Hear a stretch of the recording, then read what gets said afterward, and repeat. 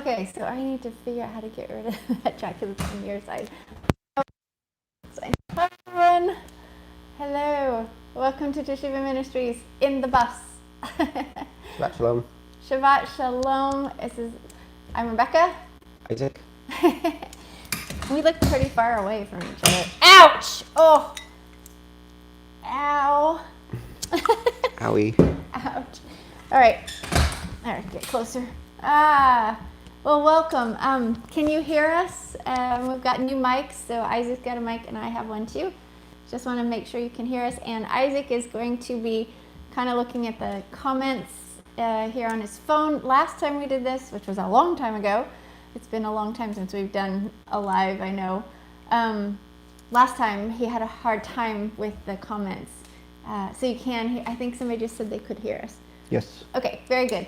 Awesome. Well, welcome, Shabbat Shalom, and again, welcome to our bus. And I'm so excited this morning to share with you something that is really hot on my heart. And I just feel like it's a conversation that we need to have. And I feel like Isaac and I have some wisdom to share. And I'm not embarrassed by saying that at all. I think when you've gone through a lifetime of trials and you've journeyed so far, I think that we should be sharing our stories and share how we walk with Papa, right? Papa Yehovah, Elohim, right? The family in heaven. So welcome. I see all kinds of comments popping up, so this is awesome. It's about 8:30 in the morning our time. We're in Pacific Standard Time. I don't know where it is or what time it is where you are, but welcome, and again, Shabbat Shalom. Let's pray. I want to pray. So Yehovah Elohim, God of Abraham, Isaac, and Jacob, I just invite you again to be here among us through your Ruach HaKodesh. May she live in our hearts and move among us, to move us into more clarity on how to live with you as the end of the age approaches, and as we go through this roller coaster ride till when your pillar of cloud. So thank you for all the things the provisions that you've given us to do that. And number one, your pillar of cloud. And I'm excited to talk about that today. Bless every single person and family who's here with us, and live in their life and be present and move hot on their hearts to do whatever it is that you wish them to do in their situation. We love you with all our hearts and can't wait till the King comes. Can't wait till you set up your right government through Yeshua. And that he destroys all our enemies and yours. It's going to be a fantastic day. And I don't think any of us here want to sacrifice anything here for missing out on that. Not at all. So Yehovah, be with us, be in us, protect us, guide us, and show us your pillar of cloud. Amen. So one of the things that I was just telling Isaac, he didn't know he was going to do this morning. Did you? No. No, I had no idea. So I woke up, I'm like... You probably didn't either till you woke up. Well, yeah, that's kind of how it works. So the rock moves on my heart, and then she's like, okay, let's do this. And I'm like, okay, let's do it. No, I'm very happy to do this because I'm thanking Papa for his blessings this week. I'm going to share a little bit with you on what that is. But this morning, and Darlene, I know you're here. I don't normally check the group on Shabbat, the ladies group. So Ladies of Teshuva, I have a Ladies of Teshuva group on Group Spot, and there's about 80 ladies there. So if you are a lady and you need fellowship or want support or just want to be with other women who are repenting, then there should be a link below where you can click on and find out all about that. It's basically Group Spot. It's an app for your phone. Anyway, and there's a lot of posting that goes on, a lot of sharing, a lot of a lot of pictures, a lot of great things. Well, Darlene texted, or she had a comment in one of my posts, and I was just checking real quick. I don't normally check, but Darlene, you said something about you were praying this morning for the pillar of cloud on this family, and I was like, no way, because that was like confirmation for me that this was the right thing to do this morning. Okay, so in case you're new to our channel, We are Teshuva Ministries. Just ask you to subscribe and click, the bell and like and all that jazz. I'm so sick and tired of hearing people say that when I watch their videos, but for some reason you have to say it. I don't know. Everybody forgets. But another thing I'm going to ask is go through all my videos and like, so that they start showing up in the feed more. It's like, I don't understand why, so much crap shows up at the top of feeds and the good stuff is like buried. So anyway. So just to start off with, I want to talk about the pillar of cloud. I want to talk about the end of the age and how, not in particular like what's going on. We all know stupid things are going on in the world. And I'm going to say that it's so stupid on so many levels that, this is what I say all the time, it's so stupid on so many levels that Yehovah has to have his hand in all of this, right? There is no stinking way that this cannot be Yehovah allowing this to happen and for things to be going down in a way that he's not making the evil, don't get me wrong there, but he's allowing things to happen to play out in a certain way so that the end can come, so the appointed time can come. Right? So I feel like we as his people need to look at, okay, blah, blah, blah, I got off on a sidetrack there. We as his people need to know how to listen and move when he tells us to move. And how do we know this? And we've called it the pillar of fire before. When did we start calling it that? Do you remember? Like when things started happening? When we identified ourselves as Israelites. Right. Do you remember like what was going on or what was happening when we were starting to like realize that we were actually following a pillar of cloud and fire? I don't know. It may have been when we had a big transition in 2010. Mm-hmm. 2009 is when it started happening. Yeah. But yeah, I don't remember exactly. I know it was near the teepee time. So when we started losing everything in 2009, when everything dove in 2008, that's when we went through our first wave of, this is bothering me. Okay. That's when we went through our first wardrobe. I know, right? Need wardrobe and makeup and hair. So for some of you who don't know, in 2009 I'm just going to briefly share just a little bit of our history so that you know that perhaps you want to continue listening to us. But in 2009 we had a photography studio. We were wedding photographers and family photographers and all that jazz, and graphic design artists and all that stuff, up until 2009 when we ended up spiraling down into the whole. Our life was very much affected by when the stock fell and when everything happened in the banks and stuff, and so we lost the house that we had been in for 13 years. We had our children in it. Our daughters, we raised them in there. I had multiple times of business in there and all this stuff, and and then we went through this time of loss, and I decided to let go. I decided to stop clinging to the house, to stop waiting for the perfect thing to happen, and I let go. And in that letting go, we jumped into Yehovah's arms, Papa's arms, and that was the time when I started calling him Papa. Like I was like, Papa, save me! It was a moment of deliverance that we needed, but it didn't look like deliverance like everybody thinks deliverance should look like. Mm-hmm. Right? So I mean, yeah. Everybody has setbacks. Everybody has loss. That's unavoidable. Mm-hmm. But I think the big difference was the mindset of letting it go, mm-hmm. and letting ourselves fall, and like you said, falling in Papa's arms, and right. doing the free fall, like you call it. Doing the free fall. I was very sure of who was going to catch me, and there's so much to this conversation, and I know, and keep track of some of the comments coming up there, because I want to actually open up a dialogue with you, and I want you to think this morning is what I really want you to do. I want you to think about how you're operating how you're operating in this moment with everything going down in the world and what it is that's burning hot on your heart. I want you to think outside the box, and I'm so incredibly passionate about, I'm very, very, I'm passionate about Papa's heart towards us. I'm really passionate about knowing his heart is good towards us. I want to teach that with everything I have. And when we come up against hard times, which we are all in right now, this is a difficult time to live in. We have so much going on in the world, and it's constant. Every day there's so many new things and new challenges and new things that we have to maneuver and figure out how to maneuver through this. You know, what the choices of the world, what the world's choices are doing, and how it's affecting us, and how we can be set apart and stay set apart for him, so that we don't go down with the world. There's so much going on here, but the dog came by.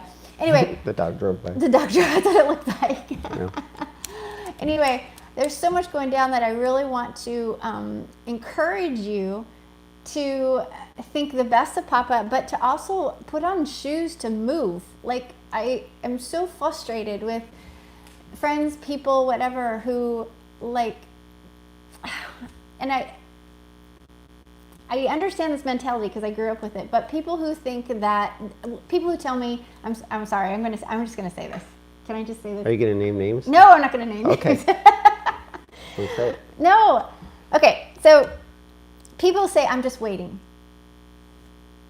Yeah. I'm waiting on Yah. I'm waiting on God to move. I have to say, there's so much there. For number one, I can't argue with experience for sure. So some people have experience where if they move too fast, then things happen, and so they believe that they need to wait, and then things all fall in line. Okay, so maybe there's some cases like that. But for the most part, here's my biggest takeaway today is that, you know, if you are stuck like a rock on the side of a bank of a stream, you're never going to go anywhere. You're never going to float the stream if you are stuck and you're unable to move. So my biggest takeaway is that he can't work with you if you don't do something. Okay? So if you don't make choices and start to move in a certain direction, how can he possibly move you into another direction if you don't start moving? So, you know, every movement we make is not going to be perfect. We don't hear perfectly. We can't see perfectly. We have a veil still. It's getting thinner, but like, we don't do everything perfect. I don't make the perfect choices all the time. Yes, I have the Ruach HaKodesh living in me. Yes, I'm an Ezer Kenegdo. Yes, I've had a ton of experience and wisdom, but do I do everything correctly? Practically perfect. In every way.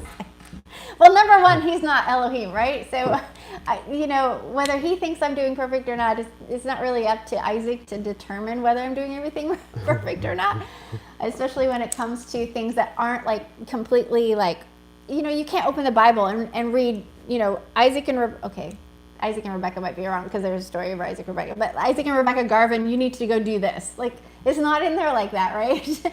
So we have to learn to walk with Yehovah. We have to learn to listen to the Ruach HaKodesh in our hearts. But here's my thing is, what's with the waiting period, people? What is with the waiting? The waiting on Yehovah. Okay, so here's the thing, is when you research the scripture, and I did not come prepared to give a full Bible study this morning on the word wait in the scriptures.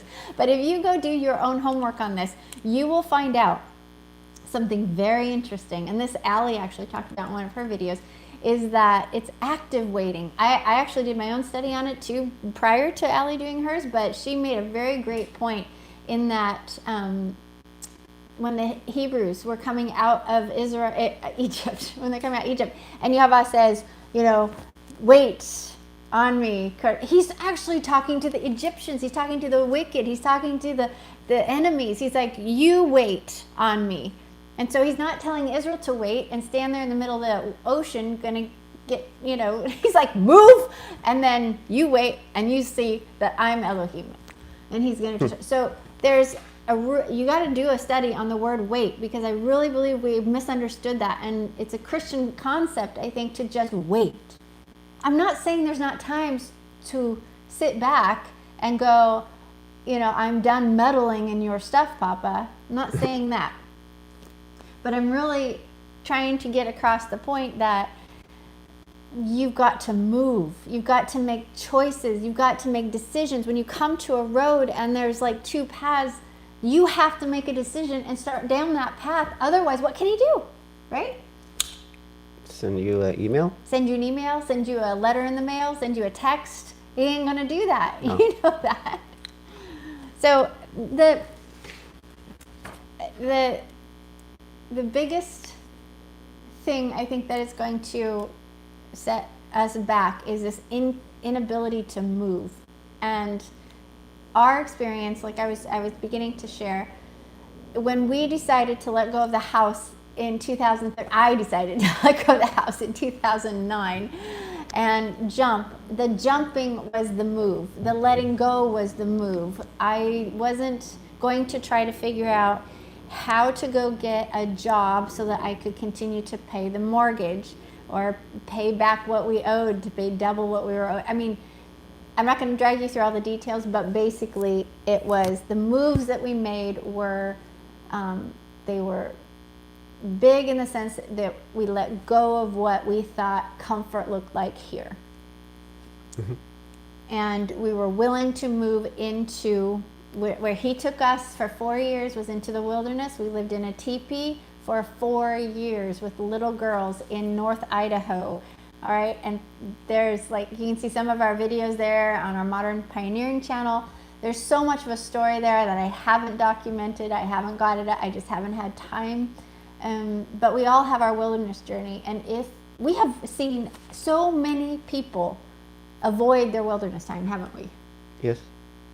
Like, we've seen people, our friends, have choices in front of them, and then they choose to stay in the comfort zone. Mm-hmm. And there is so much life and so much freedom by choosing the other road, the path that actually is going to cause you some heartache, it's going to require discipline, it's require like some endurance. I was listening to Pastor Gary from Triumph for Truth yesterday. I can't remember the video I was watching, but he was talking about enduring till the end. Yeshua, he was reading all the way down through what Yeshua said about the end of the age and how Yeshua is like, you know, here's all this stuff that's going to happen, but I tell you this so you have shalom. Because I want you to know that I've overcome the world. But at the very end of what Yeshua says, he says, you're supposed to endure till the end of the age, till I come. Endure. What does that mean? You're sitting back on your couch watching YouTube videos? Like, endure? No, endure means like you're going to be enduring. There's like challenge there. There's choices to be made there. There's like heartache and tears and joy and all this stuff going on. So anyway, we moved out into the woods for Papa moved us out into the woods for 4 years. Now, could that have gone down differently? Absolutely. Did it need to did we need to live in a teepee? I don't think so. Like, that was the choice. The choices that presented us were very few, but this was one, and we said, okay, we'll do that. And Yehovah, will you bless that? Well, blessings don't always look like, gosh, they're not always easy. Blessings aren't, when you get blessed, it doesn't mean that life is easy. I could talk over Isaac this whole time.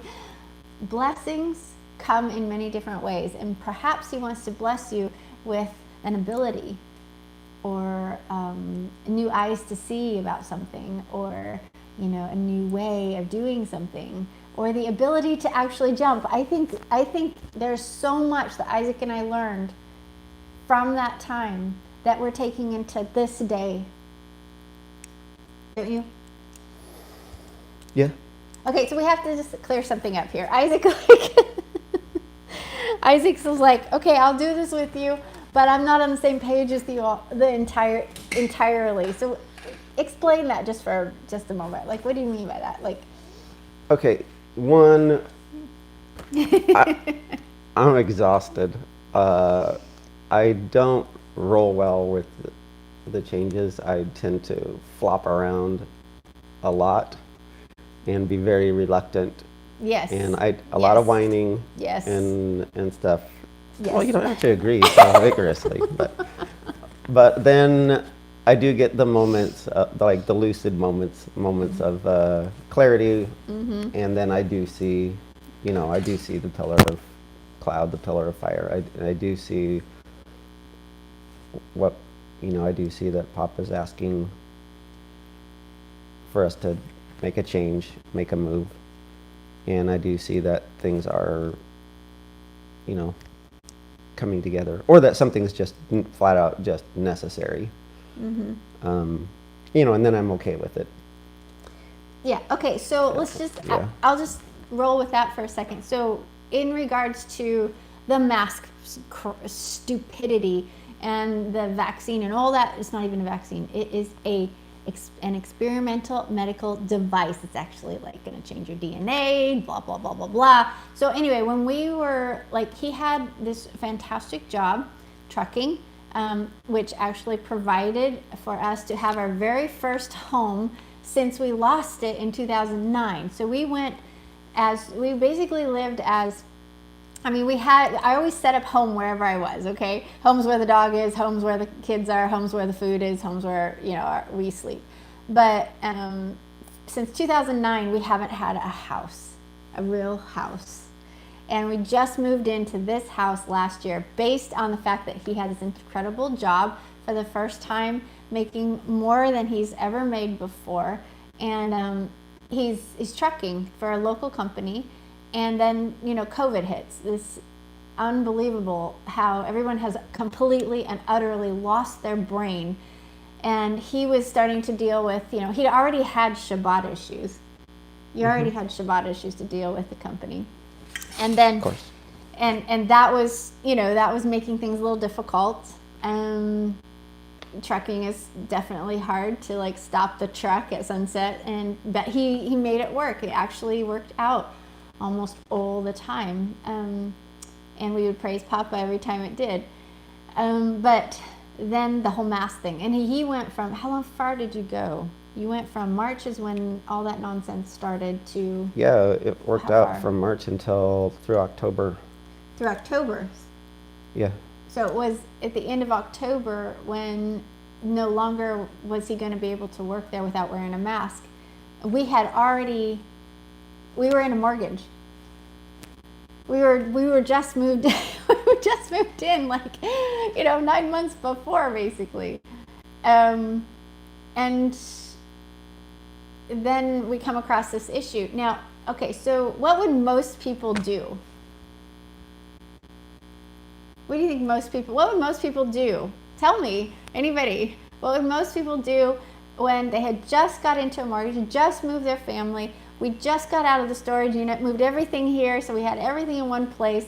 We have a home now in a house. We put our home into a house, and we've planted gardens and blah, blah, blah, and we plan on staying here for a little bit. So somebody's answering. So what would a normal person do when you've lost the job? I'm doing ministry work, and ministry work does not make money, okay? So I don't know if you, just so you know, we take a loss on ministry every single year. We are paying to do ministry. So we actually did our taxes. We paid personally out of our own pocket to do ministry. So we get donations in, absolutely, and we're so thankful for those. And they are just amazing. We need them, so you have no idea. It's so stinking bad. We need them so we can continue to move and thrive in that. But again, that's at the will of Yehovah. That's and I'm totally cool with that. But I'm not bringing in income, so there's not a 2-family income here. So our only income for this mortgage was Isaac. And so, what do most people do? What would they do? Yeah. Yeah. The last comment was that they would comply. Right. Which is exactly right. And Right. I think most people, the options don't even appear on their radar screen. Right. The option to quit a job Right. without having another one, the option to leave it, to, not know how you're going to pay your mortgage, or to be prepared to leave a house in one way or another. Isn't it like the old saying, God will help those who help themselves sort of thing? Yeah, we got that playing. Playing in the back You of our know, minds. like, oh, God would want me to keep working to provide for my family. Or God, we got all these tapes playing. Or he would want me to be financially responsible. Or we got all this Debt-free. this garbage playing in our head, so we don't even consider Right. a lot of options. Right. Don't even, you know what I mean? Sorry. No, that's good. We don't consider the option. So the option to quit because of the mandate or the stupidity isn't even on the table. Because number one, probably because that person has not done it before, doesn't know the power of Yehovah, what he is capable of when one obeys. Now, this came down to us as an obedience thing. First and foremost, this was obedience, because in the law, in the covenant, Exodus 19 through 24, so you have, go watch my stuff on what all that means. But anyway, in the law, you have 3 times it says in there not to lie. It says in commandment number 9, do not bear false witness. Okay, and then in Exodus 23, 1 and 2, it says, do not follow a crowd to do evil. Do not propagate a lie. And you can read those for yourself.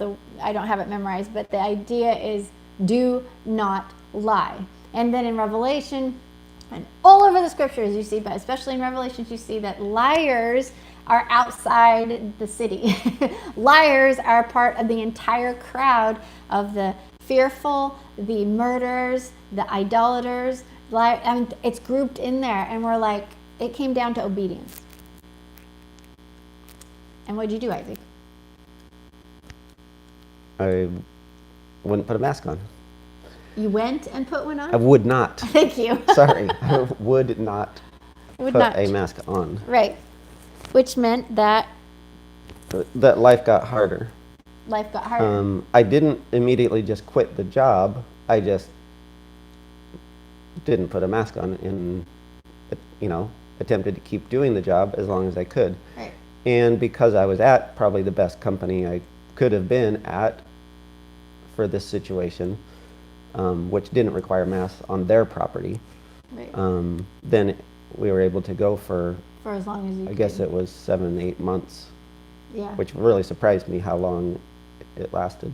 And, just so you know, Isaac and I and the girls have, Maggie was forced to put one on for a second, and she got claustrophobic, almost passed out. She knew it was wrong. They did pictures. I can't lie about that. She did once, and from then on out, she has stood up to her bosses and never put one. So we've never worn it, never had an issue with saying goodbye to certain places that demand it. And I've left EOs, I've done some of that, but I also know that my time is better well spent trying to help Israel and my family stay focused on what's important. So it's not important to fight the battles of the world. What is important is to keep our minds steady and straight on Him and to obey Him, not the world. So when, it's like, and to fight for our freedoms in the sense of enacting our freedoms. So I have the freedom to breathe. I don't go into stores that force me or would want to require me to wear a mask. I'll just go somewhere else. And if there is a big sign there, I walk in anyway. So what's the worst can happen? They can tell me to go away. So at this point, that's where we are. So we haven't. So it was if he had worn the mask and just kept the job so he could keep the house, so he could keep his family, his girls, in a home, in a house, then he would have been out of compliance with his Elohim and been breaking the law. Right? Mm-hmm. So really think through this, people. If you're toying with that, if you're trying to figure that whole thing out about what's going down right now is with the mask is, and we've talked about this before in some of our things, and that's not what this video is about, but basically if you are not practicing saying no to that, you're going to have a very hard time practicing saying no to anything else that's coming down the pike. Because at the heart of what we're saying is moving is uncomfortable sometimes. So you're going to move into a situation where it's uncomfortable. But here's the thing, is if His law demands it, if His law says, if you do X, you're going to be breaking my law, who do you care about more? Like your own comfortability, what the world says, or what he says? So in the move, as we've been looking at, what the choices in front of us, and we take movements that way, whatever way that we move, we know it's going to be uncomfortable. We know it's not going to come easy. We know we have to fight for life, but we know overall, I love the fact that we have his law, because that guides us into the decision. So if I could say, do we always make the right decision? We always obey his law. So his law trumps everything, and that's a great guide. It is protection. It's a guide. It's like I can lean into it and say, no, I didn't break your law. Yay! In the end, it's going to be there to be that stable thing for us when the world is just going absolutely nuts, if you know what I mean. But so you quit in October because of the mask. It got too hard, and other companies were complaining that he wasn't complying. So most people would comply, but Israelites, believing Israel, who believes in a pillar of cloud, who believes in Yehovah. Okay, so we we looked at our situation, and we had choices to make. At that point, here's the choice. Made the choice, knew it was going to be hard, laid it down in front of Papa, prayed over it, and we don't know what to do now. So do you want me, Rebekah, to stop ministry and go get a job? Do you want Isaac to go get another job? What do you want? Do you want us to work together in ministry full time, try to figure this out? And that was the yes. And we knew it was the yes because a beautiful sponsor came forward and said that he was going to help us through this time. So that's where that choice went.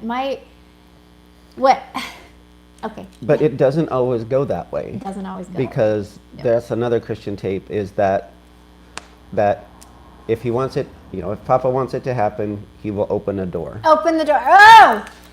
And so we got to qualify. Yes, Thank you. It did confirm, and Yes. it did work out great in that case. In that moment, yes. But that's not. But had that provision not come, I would not have gone back to work. Right. Yep. Okay, it didn't hinge on that. I Right. quit first. Right. It came, so that was a yay. That was a blessing. Awesome blessing. And that was a great relief for me. Yeah. But it wouldn't have changed our decision. No. So for the person who's waiting for the door to open, you're going to wait a long time. You're going to wait a long time. Or Hasatan can open doors, people. Right. Do you hear me? Like, I have a list of things to go over here, and one of them is this idea that, I grew up in a culture and an environment, a family environment that had that Christian mentality that basically said everything's going to go right for us, and everything should grow more and more and more towards this comfortable life where everything is going well. And so the choices that come, the blessings that come, should move you into that kind of state of everything's good, You have a great relationship, a great marriage, great relationship with your children, you're debt-free, all this garbage that gets in the way of you obeying and moving towards Yehovah in a way that's full of repentance no matter what happens. Like,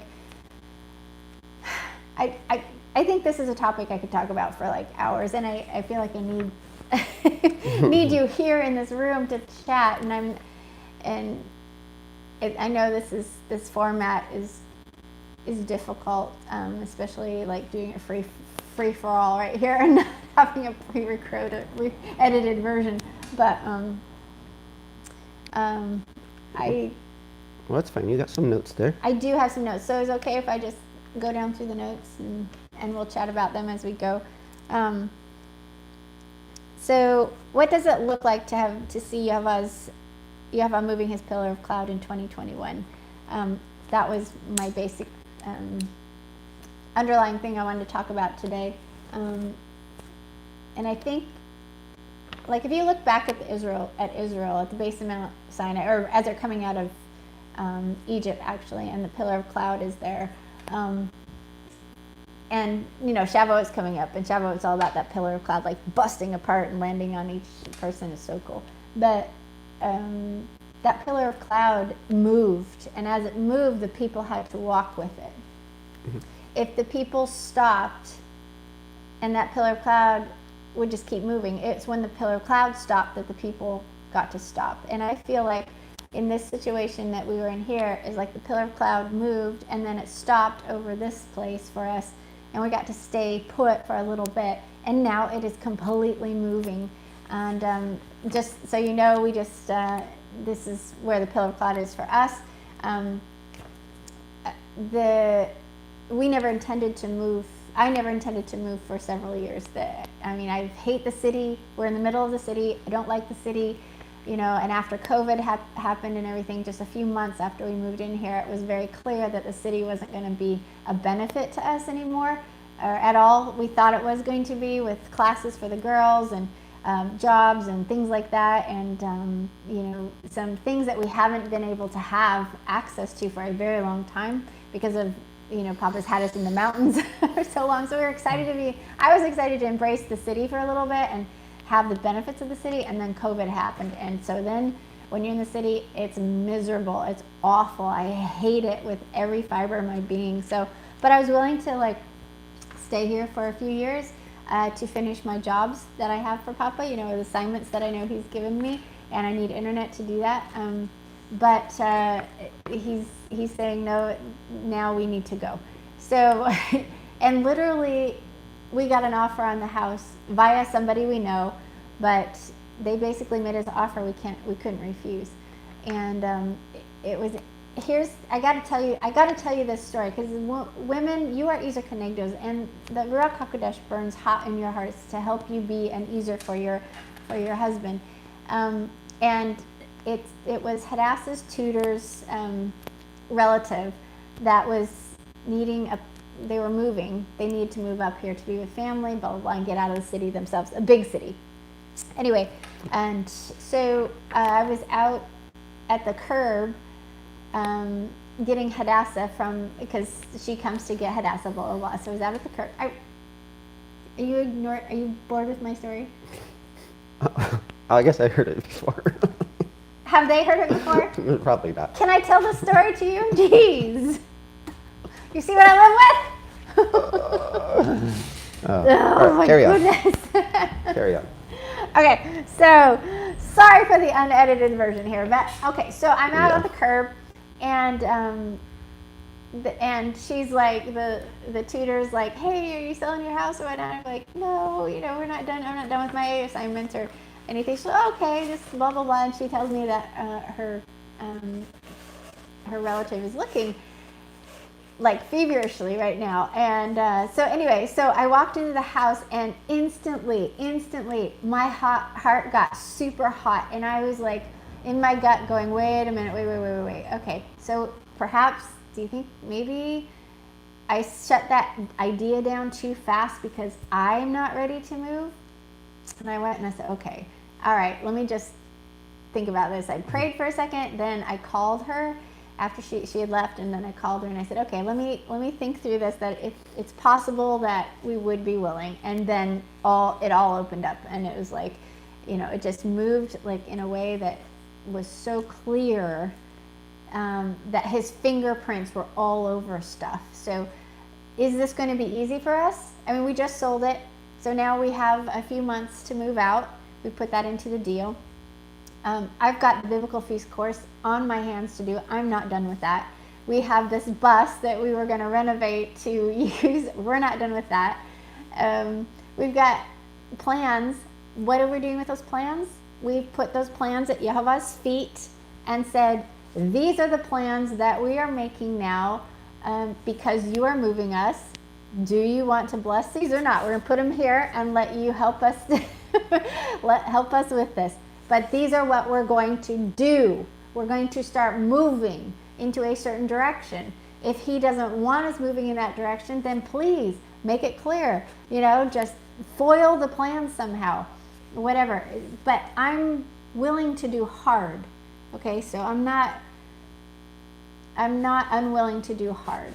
And I think where a lot of like where I grew up, you know, in my parents in my home, it was like, if it's hard, it's not from Yehovah. If it's too complicated, it's not from Yehovah. If it requires too much, it can't possibly be God. Mm-hmm. You know, life is supposed to get easier. Your life is supposed to get better. Like, really? Like, Israel's in the wilderness for 40 years, like every time, wandering, and like, there wasn't a reason for that. There was a reason for that. There's a lot of reasons for that. And then, but catch this. Okay. They get to the promised land, right? And what does Yehovah say? Well, he said it before. He said it before through Moses. He said, you're going to get there, and then you're going to forget me. You're going to go in, and you're going to have an easy life, and then you're going to forget me. Mm-hmm. Right? So an easy life, a comfortable life means is a what do you call that? Like a recipe for disaster. A recipe for absolute disaster. Yes, absolute disaster. Because things are too comfortable, and you're just going to like think that you made it happen. Yeah. And you're going to forget him. Do you have anything to say about that?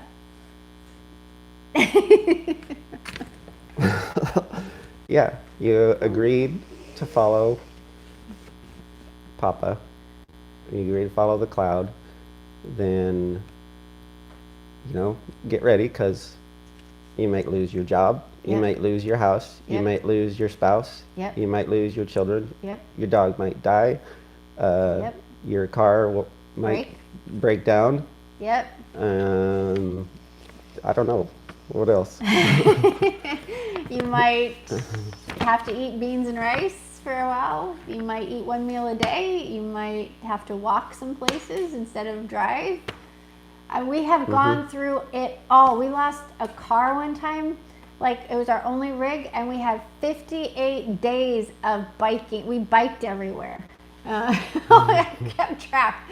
It was nuts. We took public transportation and had to bike because we had no vehicle, and there was no money coming in sight to get a vehicle. So, I mean, it's in the movement. This is what I'm trying to get at here. And one thing I want to get at is it's in the movement, like moving forward with something. This a waiting idea, just sitting on your tush, waiting for something to show up into your mailbox or in the text or some money to dump into your bank account, that you move. And you know what? Okay, so here's the thing. Like, I'm constantly thinking about, like, you know, the Jews in Germany in the 40s, in their 30s and the 40s, 1930s and 40s. Like, so many, like, opportunities for them to come home, to go back to Israel. Had they gone to Israel, they would have been fine. But so many stayed because they had good lives there. I've studied this. Many stayed because they had lives there. They had homes, they had family, they had connections, they had jobs, they had everything there, and they stayed there, just continually complying with all the nonsense that the Nazis were doing. So first it was like, you can't sit on a park bench because you're a Jew. They complied. And then it was like, you know, pretty soon it's like, you know, you can't eat here. And they complied, and they complied, and they complied until they said, you got to get on this bus or on this train, and we're going to take you to your safety. And they complied, and they went to their death. So, like, you know, if Yehovah is speaking to you right now, and he's something hot in your heart, and it's saying, you know, you need to get out of the city, then make moves to do that.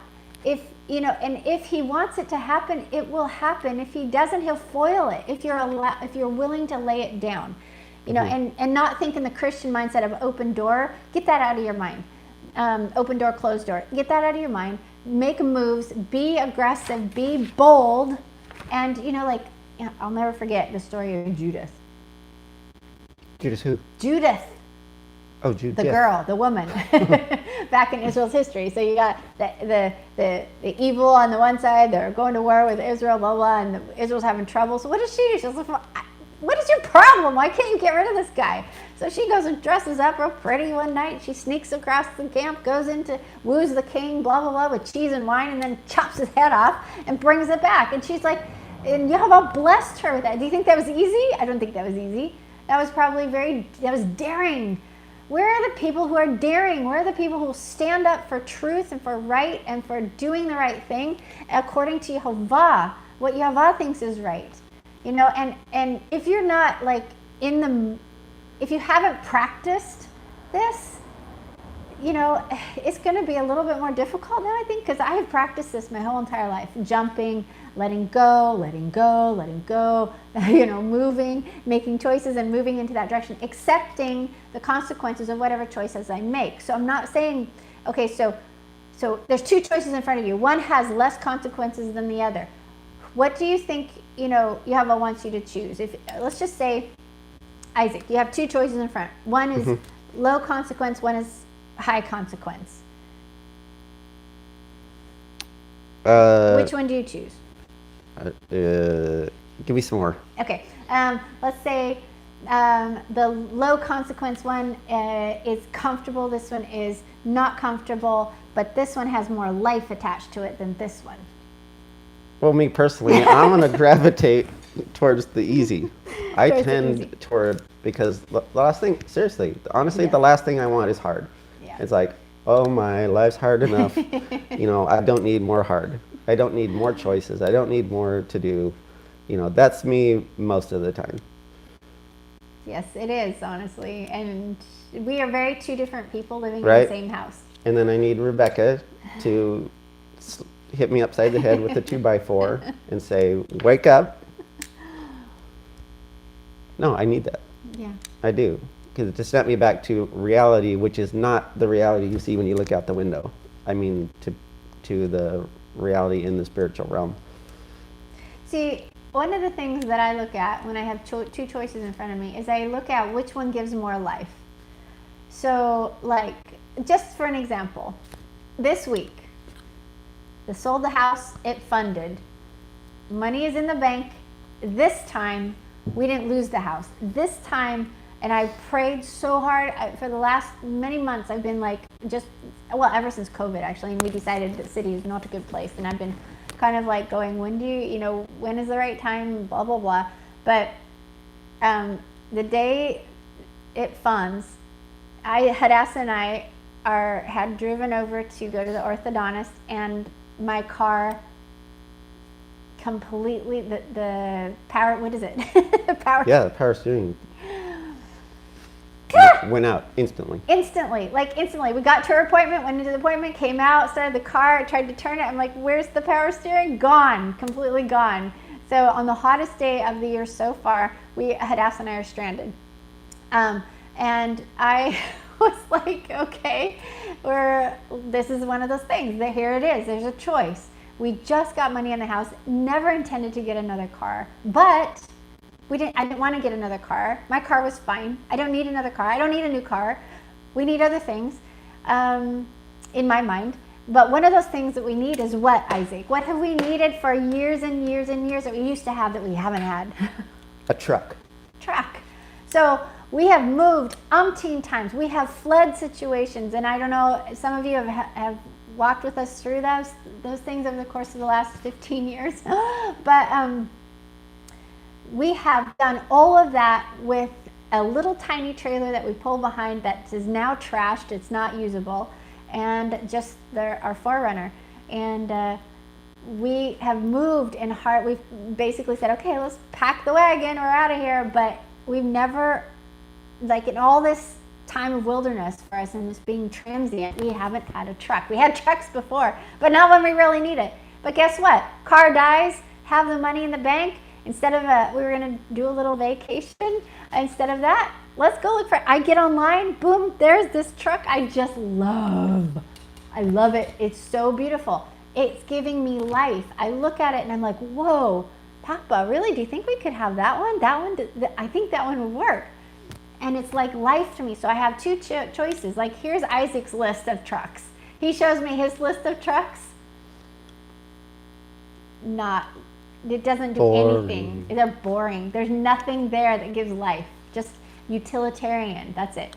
Yeah. And I understand there's a time and a place for that.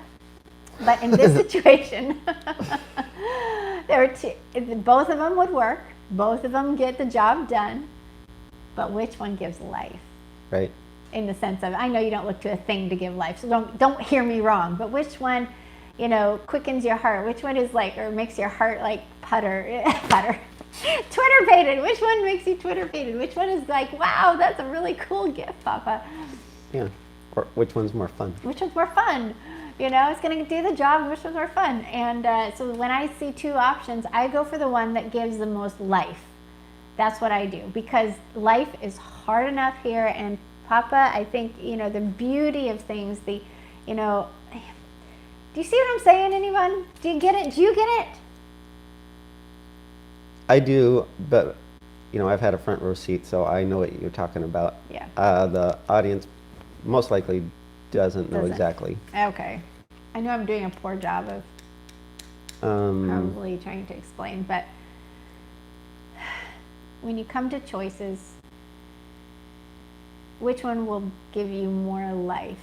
That's where even if the consequences of it are harder, because the one I chose that gives life is a little more work. I think what you may be talking about is also we tend to freight our choices, as in load them up or weigh them down, with a lot of religious weight and a lot of morality weight. Like to say there's some moral in getting a truck for utility, or that's the most sensible. So we put a lot of moral weight on that, and unfortunately a lot of us put religious weight on that, as in God would want me to do the responsible thing, or God would want me to get the best deal, or whatever, this nonsense that we're still carrying around. Not God would want me to get what's more fun. Or something that made Rebekah jump up and down for joy. Makes me happier, makes my heart come alive. Yeah, makes your heart come alive. That's a really good way to put it. Somehow we think he's like opposed to that. Yeah, and after seeing what he has done in my life over the course of 52 years, which I am 52 years old, I know he loves to give good gifts to his children. And when he is confident that you're going to take that gift and you're going to turn around and praise his name, when you're not going to look to the gift for life, in the sense of you don't look to the gift for life, you look to the giver of that for life. But when you're Twitter-pated over like the gift he gives and he's so excited to see you so excited, I mean, how could you not think that is really like a really good choice to make? If you have two choices, why not go with that one and go, Yeah. And I push Isaac into this all the time. I'm always looking for something that makes our heart come alive when we look at choices. So, a canvas tent, when we looked at the tent that we were going to have on the mountain, was it a miner's tent or was it a teepee? Ooh, teepee's pretty cool. Yeah, if you're going to go live in a tent, you could go get a Montana wall tent, a hunting tent, for probably $500-600, and it would do the job, and it would be somewhat normal, 4 walls and a roof. Or you could spend 3 times as much and get a teepee. And get a teepee and go out in the woods and get all the what is this called? All the poles yourself, and skin them and make that happen and make it pretty for your heart, because it's hard enough down here, right? But you want to keep your heart alive as you go through the end of the age, so that your heart comes with you, because what can you possibly do without your heart? King Solomon says, guard your heart with everything you've got, because from it flows everything. Life flows from it. So if you don't have your heart, and you've been pushing it aside constantly because life is hard, and all the choices in front of you seem to be hard, and all the consequences you pay seem to be hard. If you keep saying, you've got to do the right thing, and that right thing for you is always doing the utilitarian thing, however you say that, then you're going to shove your heart down so your heart won't even be there. Like, you know what I'm saying? Yeah. So this may seem like trivial or not on track, but it's actually, for us, this is important, we feel, for Israel, for you, as we're trying to move, follow pillar cloud, make choices, and be in motion, is don't freight everything with religion. Yeah. Don't think that, God has a plan for which vehicle I'm going to get, because frankly, he's got a lot bigger problems. And maybe he just wants you to just decide which one you want and just go get it, for heaven's sake. That's my point. And so kind of don't try to freight everything with the. It's too much. Or to find the answer in the Bible somewhere. I know. Okay, it doesn't say Toyota, Chevy, or Nissan. So, well, maybe it says Nissan in your translation, but it's not talking about cars. So, and also, That's good. To don't fail, don't hesitate to also bring your heart along. Right. And to allow some fun in some of the options. Right. A fun factor. But anyway, so back to the story. Yeah. So the house funded, then the car died the same day. The same day. And just real quick, it might not sound to you like a power steering pump failing is like a fatal thing, but no, I took it to a mechanic, and what had failed, he actually looked at and said, I may not be able to fix this. You might be hauling this to the scrapyard. Like one bolt. It was unbelievable what. It was crazy. Yeah. So so the car died. This is this week. This is this last That week. was in the same day. Yeah, same day. And Wednesday. then you found this truck I did. for sale on the same day. Thursday, the next day, sorry. Or the next day. Thursday. Yeah. And that was in the evening I found it. Yeah. And then Isaac and Maggie went over yesterday in the morning, real early. It was a 2-hour drive, so they spent all day getting this truck. But when they got there, the guy's phone started blowing up with everybody wanting it. And anyway, it was a matter of faith for Isaac to do it, because I was really going on my gut instinct about the pictures I saw and the conversation I was having with the owner. So Isaac was like rolling his eyes at me, basically going, no, this can't possibly be what. But he went, and when he gets there, it's exactly what I was thinking it was, and it was perfect it was good enough for him to be okay with. Yeah, I was actually impressed with the condition, and I'm really, really curious to know if we could see a picture that everybody has in their mind of when you say truck, what they're seeing. Yeah, like what kind of truck do you think it is? And then when they actually see, a picture of it, they'll go, "Oh, I had no idea." I'll try to post a picture, maybe in the communities tab, so you can see the kind of the truck we got. But here's the thing: is the truck is now replaced the car, and why? Because we need to move, and Papa is providing. It so blows me away, and I love because I'm gonna have to move. We have to move the storage all the way back to storage unit. We have to move ourselves somewhere. Maggie's got so we need a truck, and but what kind of truck? I love what Isaac just said, and it's true. This is our mantra. This is how we live our life as kingdom people, and following the pillar of cloud is does Papa care what socks you put on in the morning? No. Does he care what you have for breakfast? No. As long as it's not GMO food. Does he care what truck you you're chosen? No. He's like, go for it, move. And if you don't move, if I had not done anything, let's just take that for example, Isaac. If I hadn't done anything, so here's the car, died. Hadassah and I are stranded for 2, 3, 4 hours, whatever it was. I actually embraced that moment and said, okay, well, our entire plans changed that day. Hadassah, let's go fabric shopping. So she wants to make a dress for her homeschool. So we went fabric shopping. I spent time with Hadassah that I haven't spent in a long time with Hadassah. I haven't spent that kind of time with her. So I embraced the moment and said, I rolled with it. I'm not panicking. Oh well, Isaac's coming to get us. And we had a great afternoon with Hadassah. And when he called, after we did all this maneuvering around, and he had the car at the mechanics, and he calls me, and we realized this thing isn't salvageable basically. Then it was I was like, well, Papa, we actually need a truck to move stuff. The car wouldn't do it, so I just got on Facebook Marketplace real quick and went, oh, that's really cool. Went boom, shot him is this available, blah, blah, blah. And I just started moving. Mm-hmm. I started moving in that direction. And then I was like, Papa, I really like this car. It was Thursday night. We'd talked, we'd arranged to go the next day. He was going to go. And I laid it down. This is how I do everything. I laid it down. I fell in love with this car, this truck. I was like, I really like that truck, Papa. I really, really like this truck. So if you don't have a problem with this truck and you don't see something that, because you see more than I do, then I would like this truck. But I'm going to lay it down at your feet and I can let it go. So I was willing to let it go. I've done this 1,000 times. I'm capable of this. I know I am. Are you? Are you capable of doing that? Are you capable of, making a move and saying, heart's moving, let me make this move, I'll lay it down, I'll let it go, in the sense of I will accept whatever happens as your will. And we've done this over and over and over and over. It's like, Yehovah, if this is your will, then make it happen, break it, whatever. And some people say that's open door, shut door. I don't believe that. I don't think it's the same thing at all.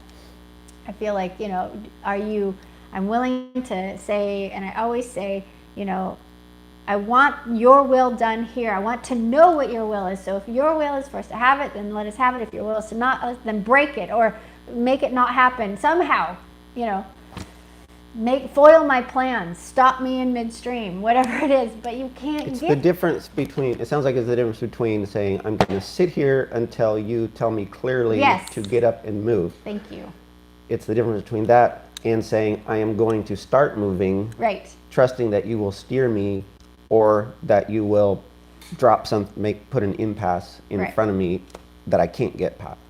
Can't get past. See, that's the thing, is if you troubleshoot him too much, then you're trying to get past that impasse right there. That's the thing, is like the... Yeah, that's the tricky... That's right there is the tricky thing. And because there's that impasse, so things are hard. So sometimes we're like, well, was that Hasatan? We live in a world at war. Was that him trying to, being angry, blah, blah, blah, blah, blah, and trying to get it. No, if you're a child of Yehovah, if you're walking in covenant, if you're walking in repentance, you've come back to him, he's got you under his wings. I know you walk with each thing step by, each moment you walk step by step. But that impasse thing, if you have to troubleshoot Papa, you're going to bang your head against the wall, because he's not going to let it happen. Okay, so now I have to say something. Please.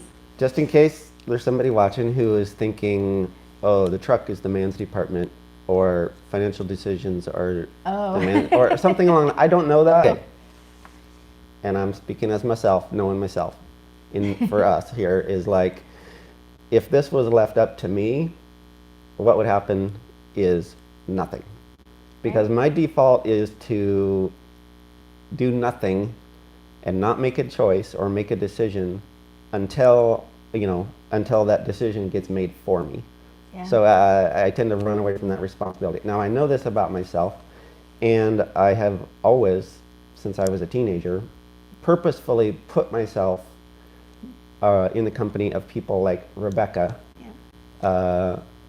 because I know that I need some balance, in my life, and I need, we balance each other out really well, and I need that injection of life and that impetus and that like, oh hey, let's go do this or something, so that then I have something to operate or to bounce. I would like to try. Then I can see it on her, and I can also see. She also can help me see the logic and the sense of it, and it's easy for me to see, wow, we're moving to the mountains of Idaho, as far as I know, and maybe a little Toyota Corolla isn't, maybe a 4x4 truck makes more sense than a Toyota Corolla. And so, and then I can also see how much her eyes light up at this particular truck, and I can say, wow, this is making her happy. She likes this, and then I can say, okay, I'll go check it out. And then in the process of looking at it, driving it, and going, wow, this actually is in pretty good shape. This is actually a pretty cool truck. And it's not too bad. And then my heart finally has an opportunity to come on board. And it just takes a while. It does. And I'm sorry about that. Thank you. But we've been married for 22 years. 22. Yeah. But Rebekah is my 22 Easter years. Conego. She's my lifesaver. Without her and having Thank her you. especially, and people like her in my life, I would basically have no life, That's, yeah, and I think that's part of the point I'm trying to get at here is that in decision making, as we follow the pillar of cloud, that means we're going to be in movement, and when we have those choices, most of those choices are not life-threatening. Most of those choices are going to be like, and I want to go towards life. So the pillar of cloud is going to move us towards life in the end. Even though it might wander around through the wilderness a little bit, you're still going to be moving towards life. And thank you. I can't wait to post a picture of the truck. Yeah, you gotta trust your Ezer. I mean, Rebekah's like, it's brought so much life to us, and it has multiple times literally saved each of our daughters' lives. Like literally. Yeah. There's like Multiple. take way too long to tell the stories, but it's a fact. Yeah. And in my life as well. Before we got together, I was like sitting in my apartment for 10 years playing video games, just waiting to die. Yeah. Waiting for this nonsense to be over. Yeah, before we got married, like There you go.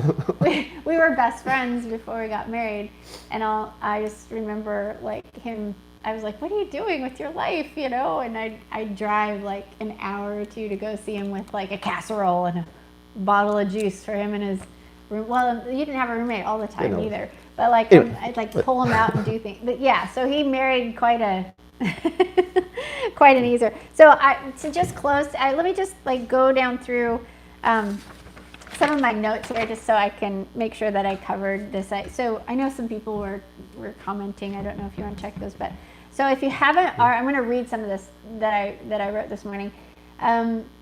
If you haven't already been practicing letting go of your life, or people, or jobs, or things, places, and expectations to follow Yeshua and the pillar of cloud, you better start now, or you're never going to recognize it, or you'll never be able to follow it at all costs. So you must have been practicing letting go and following the pillar of cloud in little things in your life all the way up until now. I don't think,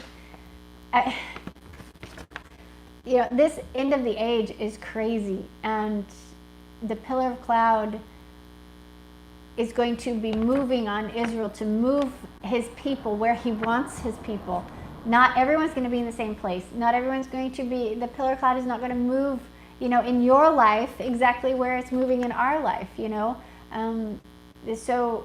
but you've got to start practicing that now with the small stuff. So don't tell me you're waiting on him, okay? Move, and then wait actively. Like move, lay it down, let him, but have this movement going. Because like something that I say all the time is like, if by chance I made the wrong decision, then I am confident in his ability, in the family in heaven's ability to help me through those consequences that I actually got myself into. And they have the ability to get me out of it or into something else. I'm completely confident in their ability. I'm not completely confident in my ability to make the perfect decision all the time.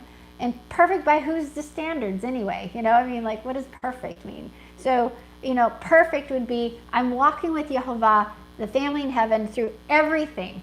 Even if we have to go over here a little bit or over here a little bit, I'm still with them. That's perfect. Like I still believe in them. I still trust them. I still know that they can and I can't. And when, and that they're growing me up into, wisdom. And so that the choices that Isaac and I are making now are different than when we did in 2009. So we learned so much in 2000. I learned so much in 2009 through all that hard time, those 4 years, that I'm taking the wisdom that I learned and applying it here. This is so similar to 2009. Everything that we're going through right now is so scary similar. And I'm like, whoa, I don't want to make the same. I don't want to go back to the teepee, Papa. So like, how can we make different decisions that you can work with? so if we're not going back to the teepee, how can we do this a little bit different? So it's easier on our bodies, maybe a little bit, So do you see what I'm saying? Like, I think it's so similar. It's blowing me away. Okay. So I also want to just remind us of Lot's wife. Okay, so Lot's wife had it good in Sodom and Gomorrah, okay? And when he was going to destroy it, he said, leave. And she turned around and looked longingly back at what she had left. So one of the things that you have to practice as you're following that pillar of cloud and learning how to do that is you have to learn to not look back and not long for what, because here's the thing. Where is this? Here's the thing. Okay, the stability of paradise isn't here yet, people. It's coming, but not yet. Yehovah is our stability. Okay, so she looked back at what she had and she longed for that. That is not what's going to save you. The truck's not going to save us. The house isn't going to save us. The bus isn't going to save us. Yehovah is going to save us. So if you have that clear in your mind, so you can get through anything. You can go ahead and make decisions, and you make decisions that have different consequences, that are harder consequences than maybe this decision over here. But knowing that He, Yehovah Elohim, and the family in heaven, Yeshua HaMashiach and the Ruach HaKodesh, and Yehovah Elohim, all of them, are going to help you through those things, that they are your great reward, that they are your stability, then you can live in a teepee. You can live in a log cabin. You can live in a bus. You can, be in movement and know that they love you and that they care about you. You can be you can be paying consequences of your own decisions and consequences that they're moving you through, consequences that have to do with maybe the evil that we live in. This world's sin, basically. You can't go shopping over here. Now you have to go over here. That's a consequence. You have to drive. I drive 2 hours. I drive one hour one way to go get groceries now because I can't get groceries in Spokane because of this stupid nonsense. So I have to drive an hour. That's a consequence. But Papa can get us through that. How? Well, it costs a lot of money in gas to do that. So what? He'll figure it out. Do you see what I'm saying? Anyway, okay, so don't look back like Lot's wife. Okay, so when you get, and then I did, makes us, okay, so when you get into the land, you'll forget me. Being settled and comfortable makes us forget Him.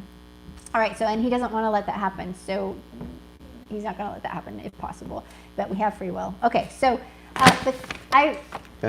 Go ahead. Yeah, we covered that one. Yeah, I know. Go ahead, no, go ahead. So, yeah. Okay. No, we're almost done. Let's see. Oh, okay. So I think one of the things to think about is the fear factor. So following the pillar of cloud, when you have the suburb mentality or the mediocre life mentality or the Christian mentality that says everything should be okay, when the pillar of cloud moves and you're in movement, there's things that there's fear, and there's so much fear. It's rampant right now through the whole disease in the world right now. And so I just want to encourage you to again not house fear in your heart. When you start moving, when you say, everything's in line for me to move to get out of the city except money. And so money's preventing you, or a job's preventing you from moving out of the situation that you're in. That's part fear. That's not relying on Yehovah. That's not looking at all your options, because you have options. There are options. Okay? There are always options. There are always options. You just have to sometimes you have to get creative and use, some thought with it to figure some things out, but move. It's not going to come to you. You have to go get it and let Papa bless. Or not. Anyway, I think I'm running. Yeah. Out. Okay. Yeah. Like I didn't get fired from my job. Right. Like some people would say, well, if I lose my job, then whatever. Mm-hmm. Well, I did lose my job, but somebody else didn't make that decision for me. Yeah. Papa didn't make the boss fire me one day or something. Right. I had to make that choice on my own. Right. So, okay, so it's just a quick story here, I think, to end. So I got a couple call to actions, but one of the stories that I don't even remember. I think it was in the ladies group. Honestly, I can't fully remember where I heard this just recently. But this is a parable, basically. I don't think it really happened, but there was a parable. Unless it did, actually. Now I can't even remember. Anyway. Copy. You don't think so? Okay. So anyway, my point is that there was a plane wreck over the ocean, and there was one survivor, and he was stranded on an island, okay? And he's on this island, and he's upset at Papa, blah, blah, blah, Yehovah, or God. And he's like, and so he builds a hut because he has to be there for a while. So he builds this hut. He goes out and he goes and looks for some food. He comes back and his hut's on fire. Okay, so he had all this work. He built this hut and now it's on fire. And he was like falling on the ground, going, "What? You hate me? You know, all I've been doing is praying to get off this island, and you set my hut on fire."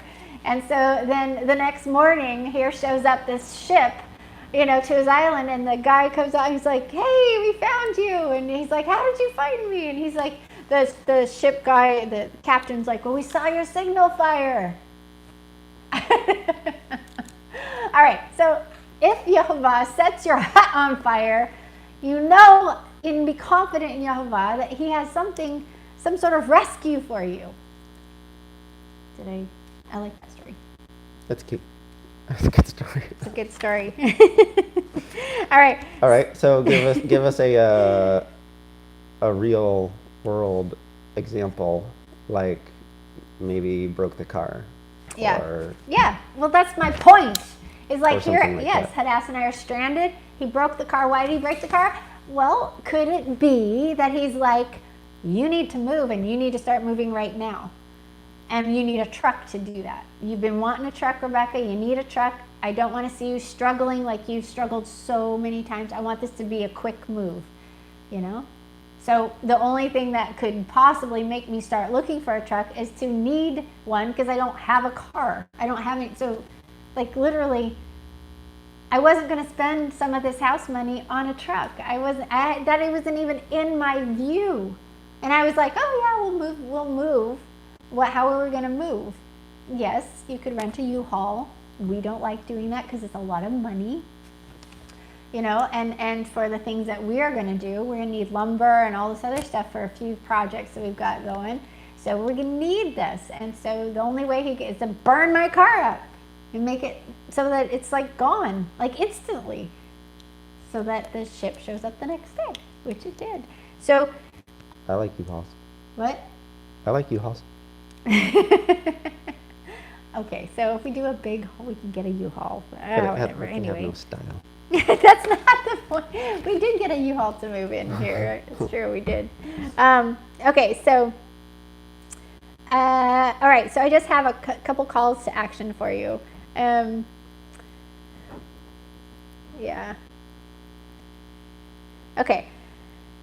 One is get off your couch and stop watching us. Okay, no, maybe not on Shabbat, but get off your couch and stop watching YouTube and call your family together. Perhaps today, a good thing to do today. Call your family together, and if it's just you, call yourself together with the family in heaven and make a plan. Roll your sleeves up and get to work and lay your plan before Yehovah and ask him what his will is, but to say, this is our plan, this is how we're going to start walking, and please bless it, let it go, or foil it and stop us from that direction and then start in a new direction. But here's the thing, like Michael Rood's calendar says, if we are in the end of times, then we will see, in the back of his calendar, he doesn't set a date. He's saying this is how things will go according to how his study and how he sees things played out. We'll see Zacharias' thermonuclear war on Yom Teruah, and we will see the covenant confirmed on Yom Kippur. And then you can start counting 7 years. So if we see Zechariah's thermonuclear war basically on Yom Teruah, then we know that we're starting the 7 years, okay? So it wouldn't be a good idea to wait until then to move. If something is burning in your heart to move and get out of wherever you are, or to take some action on whatever that looks like in your life and your family, now is the time to start letting the Ruach HaKodesh speak to you and move you, okay? So that pillar of cloud could be moving you somewhere from Germany to Israel, okay? The idea is like, it's like when the towers went down in New York. Do you remember that? Of course you do. In 2001. Was it 2001 or 2002? I can't remember. Anyway, when it went down, remember? The towers were like 25% full on Monday morning at 8:30 in the morning. That was Yehovah. If you look at all the stories that transpired, it's like the pillar of cloud moved on people to keep them, okay, kind of a pillar, like, you know what I'm saying? It's like he kept people out of that building, and then, because he knew what was happening, and he saved people's lives. You want to save people's lives, people? Then do this. Obey. Put your plans down in front of him and start that movement. That's going to save you. You don't need to go into the building and have it burn down on you. You don't need to stay in Germany for the Holocaust to fall on you. You don't need, if the Ruach HaKodesh is moving on your heart and saying to you, it's time to do something, don't wait for something to come into your mailbox or into your email or your text. I mean, like, start making a plan and move if you're having something burn on your heart. If you're not, then perhaps you're in the right spot that Yehovah wants you in. Perhaps you have the position or the job that Papa wants you to have for this day and age. Perhaps you've been called for such a time as this to this place, wherever that is. So I'm not saying that everyone is going to be moving and looking the same. I'm saying that Yehovah's pillar of cloud could possibly, be there and you're ignoring it. It could possibly be moving and you're saying, no, I'm good right here. I'm going to stay right here. Like, this is comfortable. I got my couch, I got my TV, I got my food in the fridge, I got running water, I've got hot water, I got flush toilets. What are you kidding me? I've had so many people, I got to say this, I have to say this. I have so many people say, well, I'm forced to wear the mask. Well, what do you mean you're forced to wear the mask? Like, does somebody have a gun to your head? Well, I'm forced to because I need a job. I don't know how many people I have got, pagans, believers too, but pagans, I have I've been at the counter and I'm like, why are you still wearing the mask? And I say, well, I need my job. Like at what point do you say no? What point do you allow no to exist? Right. If you don't practice with this mask thing, you're never going to make it through the rest of it. The green card and everything, you're gonna be like, I need what's it called, the vaccine passport or something like that, and then they do the Great World Reset and stuff. You'll be like, oh, well, in order to get on with my life as the comfortable life and participate in all the things that society, Sodom, gives you, then I'm going to have to get the card. So then I'm going to have to, do everything and capitulate with what the world is saying. You do that and you're no longer going to be qualified for the bride. You're no longer, you've broken his law. You're no longer qualified because you're operating out of fear. You're not fearing Yehovah and obeying him. You're going to fear the world. And trust me, I want so bad to do videos on this right now, but we've got so much going on here in the ministry that I haven't been able to. But, so call to action is to get your family together today. Go over, talk to each other. What's moving on your heart? Do you hear Papa? Do you hear like the Ruach HaKodesh? Where do you think this family should be or go, or what decisions are on the table? And then lay it in front of them. That's number one. Number two, make decisions regarding what's going on in the world right now. Make a hard no decision. No on breaking Yah's law. No on no vaccine. No, and I quote again, vaccine. No, passport. No mask. Okay? Say no and let no be no. Okay? And then third, I'm going to suggest that you go mikvah. I'm going to suggest that you mikvah. Shavuot's coming up in a few weeks, and mikvah is a fantastic thing to do. Didn't you have a great time mikvahing the other day? I did. Can you explain it? Can you share with everyone like how cool it was, what you did, why you did it? I don't know that I How could about do why? that justice on the spot. Okay, But that's okay. But yeah, we're working on a little mikvah writing project and got reminded of the role it plays and how important it is, and so Yeah. just woke that desire to do that. And Yeah. so yeah, I went and got in the water a couple days ago, and it was very good. Yeah. Tapped into a lot of stuff, and yeah. Laid stuff down. Yeah. Took 3 times, but and Well, I want to go again today. And But my point with the mikveh and why I think that's a call to action for you to do today is that the mikveh is a reminder that your life is not your own. So once you go down into the water, you've let go of your life. You're dead. You go into death, okay? His death. You're going into his death. And when you rise on the other side of that, you're rising into his life. And if you think through this, you realize you wouldn't be on the other side. You wouldn't be breathing in without him, right? So you owe everything to him. You don't, there's nothing that should be, it's not your life anymore on the other side of that mikveh. And to realize you're dead already. So on the other side of that mikveh, you've got freedom. Freedom to live, freedom to operate, because you're not trying to save your own life like everyone around you is trying to save their own life. Okay, so, and here's something I always say all the time. I'm like, if you don't take care of me, Papa, then that's your problem. My blood's on your hands.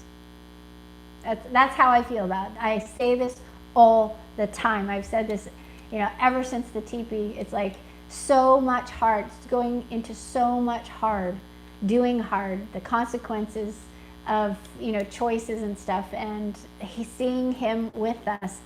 I said, I'm doing the very best that I can to obey you. I have given you everything, laid everything down, let go of everything. I believe your son is the prophet Moses spoke of. I am returning to you with all my heart. I'm doing what Yeshua told us to do, and you have promised to take care of us. And if you don't, and you're choosing not to, for whatever reason it is, I'm letting go, and I give that to you, and I say, I am your problem. Not that people are problems, but the idea is I'm your problem. And if, I die on your time and it's not your will, then that's beyond me. Like, I let him have my life. And I think the mikvah is a fantastic outward, an actual physical movement of learning to do that and having that mindset. Yeah. So, okay. So I think that was my, and then just the tip is pursue life. So you have your call to actions. What were they? Anybody? What were my call to actions? What? Sorry. No, go ahead. You tell me. What were they? Have a family meeting. Have a family meeting. Get your cards on the table. Yep. And then surrender it to, or give it to Papa. Mm-hmm. Yep. And then Mikvah. get off the couch, I think you said. Yeah. Start moving. Yep. Start moving. Your mikvah, and I think and then pursue life. When you have choices, pursue the one that makes your heart come alive. When it doesn't matter. And I think one thing I just want to say too is as priests and priestesses of Yeshua, operating in his priesthood, I really think that you can do what Yeshua said while you're doing hard. I know you can, actually. I've done it. Okay, so you're going to be moving, and I feel like there's a ton of blessing there. Okay, so you're going to be making choices. You've got to see the options, get out of the box and see options. And you're going to make a choice, make that plan, put it in front of Papa and say, this is what we're doing. I hope this is okay with you. Make it so or not. And you start walking in that direction. And as you walk in that direction, depending on what you chose, you're going to have consequences to pay. And sometimes they're going to be good consequences and sometimes they're going to be bad. I mean, not bad, but hard. Okay, so hard consequences. The teepee, for one. We made the choice to live in a teepee. That's a hard consequence, okay? Some people would say, oh, well, why didn't you just go get, I don't know. There's a million other different choices there, right? That would have been a little bit easier. Go live on your relatives' couches for a while, or go, I don't know, go rent a place and go get a job and plug back in, blah, blah, blah. But we chose this place, the teepee, and it was hard. The consequences of that was difficult. But Papa walked us through it. He got us through it. He showed up, fingerprints everywhere, pillar of cloud moving it was beautiful. But but we continue to stay in our jobs as part of the priesthood. So even in that situation, we were still working for the king. So Yeshua said, when he ascended, what's known as the Great Commission, is he said, go to them, help them, and he's talking about the scattered, help them do all that I have commissioned them to do. So even no matter what our life is, what we're doing, however we're moving through life, we don't get to put that on hold. Okay, so it's not like you get to do that when life is perfect, or when you have the internet, or you have enough internet, or you have the right computers, or you have the right fellowship in person in your area, or you have the right studio videos. We're in the bus today. You do that while you're living. Okay, do you understand what I'm saying? Yes. Do you understand what I'm saying? I think this is an important thing, because it's back to the sitting on the couch waiting for a letter to come in the mail, right, or a phone call requesting you to come to the mission field. Mm-hmm. It's not gonna happen, probably. No, and you've got to figure out, what gifts and talents that Papa's given you, and use those for his kingdom while you're living, while you're maneuvering through your own life and things. So we've got this big move to do this summer. I'm still going to work on the Biblical Feast course. I'm going to work until I drop. Mm-hmm. I work in the early mornings. I work late at night. I'm going to figure out, and then when we leave here, I will be going again to figure out where to get internet to do it. So, and I've done it before. I have practiced this before. This is nothing new. So it will be hard. I know that. I accept that. I've had it easy here. I've had it so easy. I have a door. I have an office at the door. I have internet. I have electricity. I've had it easy in ministry for a year. Up to that, it's been hard. And and it's just, I'm trying to do what Yeshua said to do, which is go to them, help them do all that I have commissioned. So to teach and to preach the good news of the kingdom of Yehovah, and that we can come back into covenant, is what we're commanded to do. And, and then I love how Yeshua says, don't worry about all these things like the pagans worry about. Don't worry about what you wear and what you eat and all this other stuff. The pagans worry about these things. But then he has a formula. I love it. He says, if you want these things, which Solomon in all his glory was not, dressed as beautiful as the lily in the field idea. He goes through all that. In the very end, he says, but first, so he's like, don't worry about things, but this is what you do. How do you get all those things? Is you seek first his kingdom and his right doings, and all these things that you need will be added to you. So we have needs. We have physical needs, of course. He knows this. We are made in his image, and by the way, we believe we are made physically in his image. Okay, women made in the image of the Ruach HaKodesh, who is feminine. Men made in the image of Yehovah and Yeshua. So anyway, the idea being is that you operate as priests unto Yehovah through all your hardships, through everything, every situation you find yourself in. You don't have an excuse, Israel. There's no excuse for you sitting on the couch on your hands watching YouTube videos. Okay, I'm glad you're here to watch this video right now so that I can move you and get some fire into you so you start moving. But don't sit and just wait for the right moment to come to do ministry or to operate.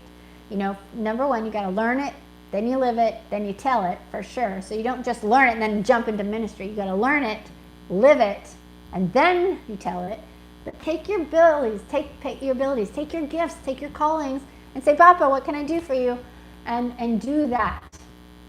Seek out his kingdom, his people, and then, his righteousness, his right doings. Figure out how to live in that. And then he'll give you all the things that you need. And there'll be needs, not necessarily all you want. And when you do get something that you want, then you can praise him and be excited. Wish I had a picture to show you. Like You have a picture right here. We'll show you. Don't you have a picture on your phone? Yeah, you do. Yeah, I'll find it. Okay. We'll show you a picture of the truck.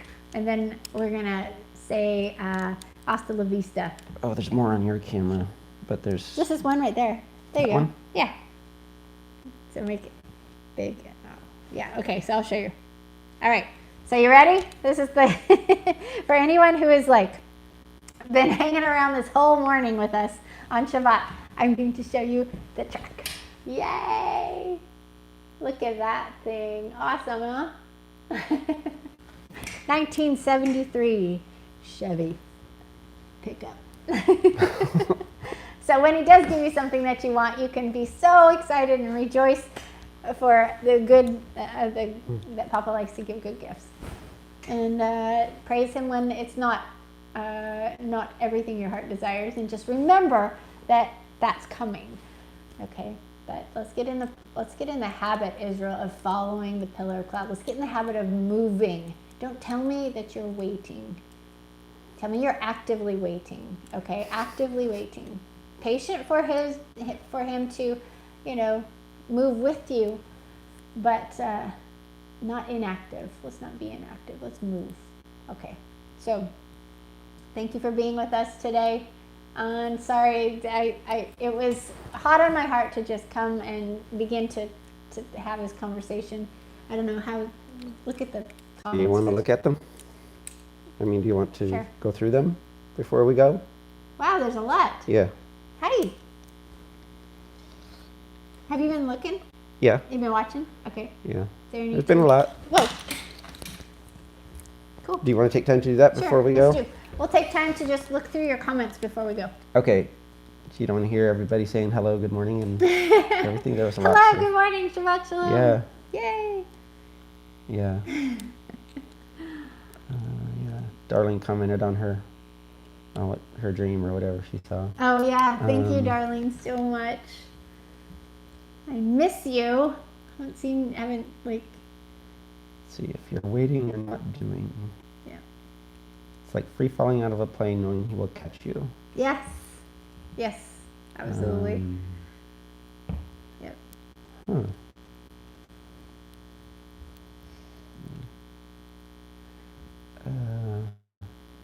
What's that?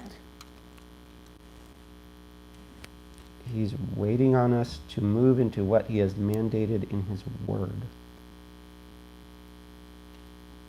Well, if that would be seeking the scattered, then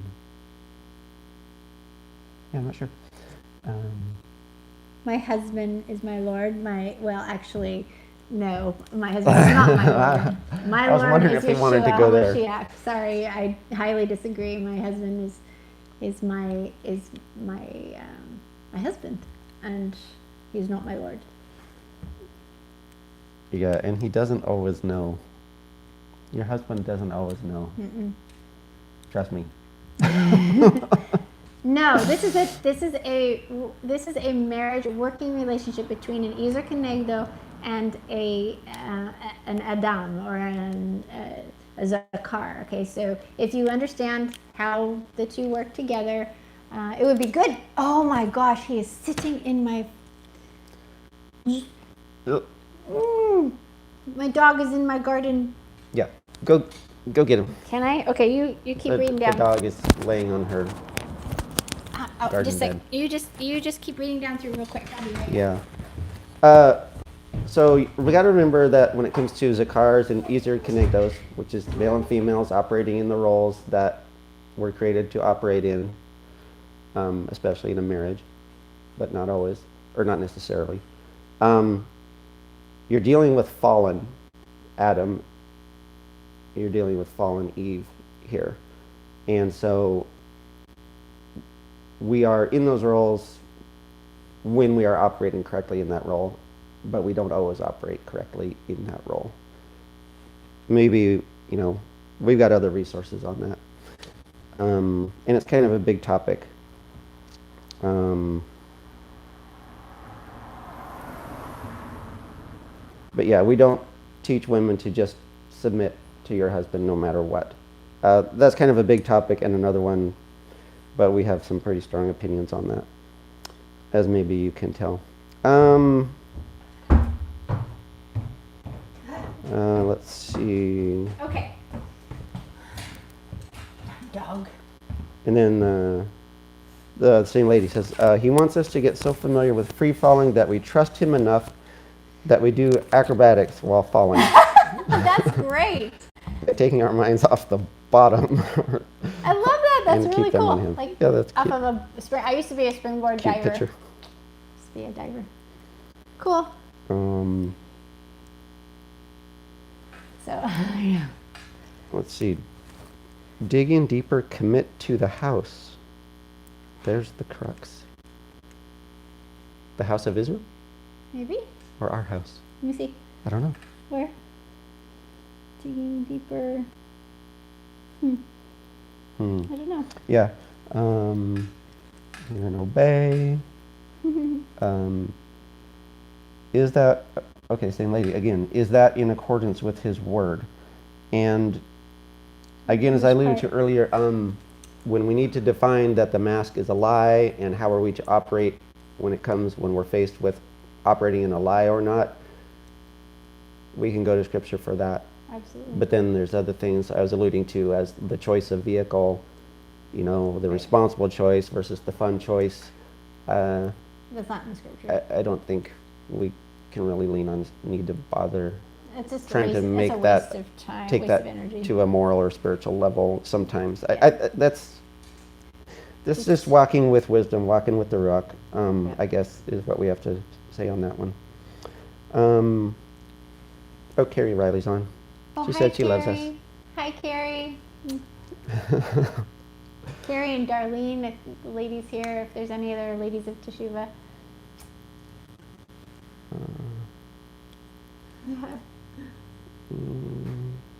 It's hard to do live, I have to say. It's in the sense of, getting everything set up so that it goes, so that the internet, so you have streaming capabilities and all this other stuff, and trying to respond and stuff. It's just, thanks for being patient. Yeah. A lot of people, I think, understanding or resonating Okay. is what it feels like. Okay. Rock. So I feel like Oh, it's a get really used important to, topic. Kathleen said, get used to hearing the Ruach HaKodesh. Yeah. And I think that was when you were talking about practicing. And I think that is that's the best way to learn, Yeah. is by practicing. So don't waste these opportunities. Right. Don't miss the opportunities to practice. Right. Yeah, don't miss the opportunity to practice what, like you're going to be making. It's like a child, getting up to walk. If they were always like terrified if they were going to fall, they would never be getting up to and learn how to walk, right? So they start to take steps and they fall, start to take more steps and they fall, and they keep, they keep practicing, and pretty soon they do walk. So if we never even try to walk and try to hear the Ruach HaKodesh and think, wow, was that you? And in the end, and we're going to learn, and as we grow in wisdom and get older and get more experience behind us, and then we can know, like this morning, I knew the Ruach HaKodesh wanted me to do this. It wasn't something that I went, oh, does she not? I'm not sure. I knew. And so, and I have wisdom because I have walked with her for a very long time, and I have, not saying that everything I do is from the rock, or that I'm hearing the rock with everything. That's not what I'm saying. But I think that we are so scared of the consequence that we don't get up and try to walk. What if a child was scared of the consequence of getting up and walking? They would never walk, right? It would be a bad thing. Okay. Okay, let's. No stores here allow no masks, no stores at all. Oh, is that Dorothy? Hi, Dorothy. Hi, Dorothy. So there's no stores whatsoever because, okay, so here's the thing, Dorothy. Where we are, they don't allow, there's no stores that don't allow the mask. Say But, that. okay, there's no, like, all the stores here There's no stores in our town. that do not, okay, so you can't go into a store without the mask here at all. Yeah. But that said, okay, so what they have is signs everywhere. And that's what it looks like until you actually walk past the sign. So, for instance, so there are grocery stores here. So I go to Natural Grocers, and what's the other one here? There's Natural Grocers here. Okay, so there's two grocery stores here in Spokane that I go to that I can get non-GMO and organic food. Natural Grocers and this Fresh Basket. Natural Grocers is where I always go. That's where I go in Coeur d'Alene. They have, those stores are a chain, okay, across the U.S. And this one here, all summer long, they had the big sign up. They had a big station there to wash your hands, whatever, and they had somebody there at the door that would, wash the carts. But I walked past all that, and they'd look at me, and they'd say nothing, and I could do that. Well, then they enacted, they got real hard towards the end of the fall. They got really hard about this, and they put a mask Nazi, which I'm calling them mask Nazis, at the front door. So they literally would not physically let you in. Like, that was what they were doing. So I can't go there anymore. But I go down here to Fresh Basket if I need something. I don't do all my shop. I go 1 hour away to do my grocery shopping. But if I need something real quick, that place I can actually go to. They have signs everywhere, huge signs at the front. Everyone's walking in with masks. They have a security guard at the front door. But I walk right in, right past them, and I do my business without a mask, without any confrontation. Nobody asks a thing. So here's the thing, Dorothy, is that for one, you have to have the confidence to just bulldoze right past. If they have a mask Nazi at the door, then leave. There are Costco here. Can't do it here. No Costco anywhere in the States. I don't think anywhere in the country you can get in. I had it with, I've had a membership at Costco for 30 years. And I went and I had the confrontation, had a second confrontation, called the manager, had the confrontation, and decided I'm not going to be getting in. But most stores, Lowe's, Home Depot, you and I have been to, big signs. Everyone complies, but we don't.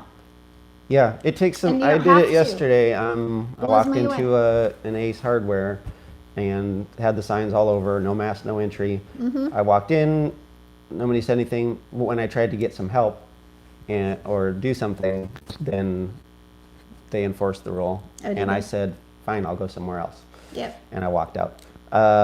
But you don't know that until you go in and attempt. So, and it's hard. But also, the 3 states that affect us, that we operate in, Montana, Washington, and Idaho, every one of the governor's mandates has a provision for an exception, mm-hmm. which is one that does not require any verification.